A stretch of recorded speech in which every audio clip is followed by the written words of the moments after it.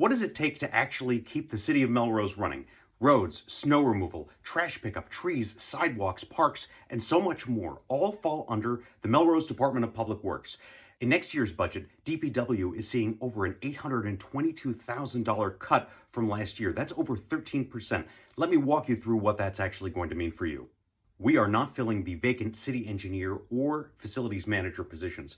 This is staff that is continually going through our schools and trying to work on preventative measures to try to keep our kids safe in the buildings where they're being educated, as well as losing all of our grant application capacity. We are averaging anywhere between $1 and $3 million a year in grants for the Department of Public Works for resilience and paving and all sorts of infrastructure needs. All of that is going to be gone.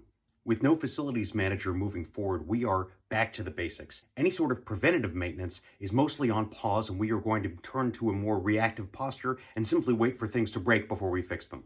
For the highway division, pothole repairs are still funded. That's the good news. But the bad news is line painting and sign replacement are going to be reduced to the bare minimum, just the most urgent needs. And any sidewalk repair is only going to be reserved for immediate safety issues. And frankly, the head of Public Works indicated that she is going to have a more discerning take on what immediate safety issue is going to constitute. The key takeaway here is we are anticipating falling behind on some work due to lack of funding and staff and resources. The good news is we are still fully funding all the plowing and salting for the next winter. The bad news is we're not investing in new brining technology that ultimately would save us more money and potentially reduce salt use down the road. Trash pickup will be continuing as usual, but to save costs, Sunday public barrel pickups are going to be gone, and we are going to be moving forward with a pilot program to carry in and carry out at 4 of our city parks. Those 4 parks are Foss, Hesseltine, The Common, and Cedar Park.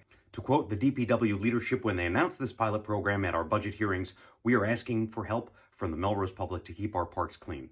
For Parks and Forestry, our parks team is cross-trained with our cemetery staff.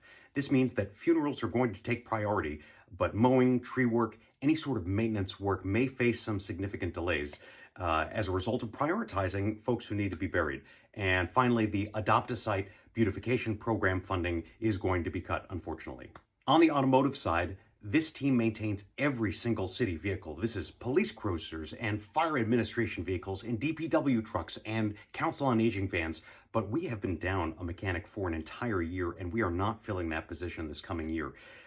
Our data show that the city of Melrose should be investing $1 million just to keep our fleet safe. And we have invested almost no money in new vehicles over the last couple of fiscal years. This is clearly an unsustainable path for us as a community.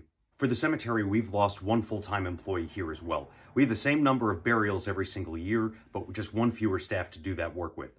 And thankfully, though, the cemetery does generate some revenue, which almost covers the department's entire cost. The bottom line here is the DPW staff indicated that they feel this budget covers only our needs, but not our wants. I don't even think it covers our needs right now, and that is clear from all of the positions and all the services that are being cut. This is not a sustainable path forward.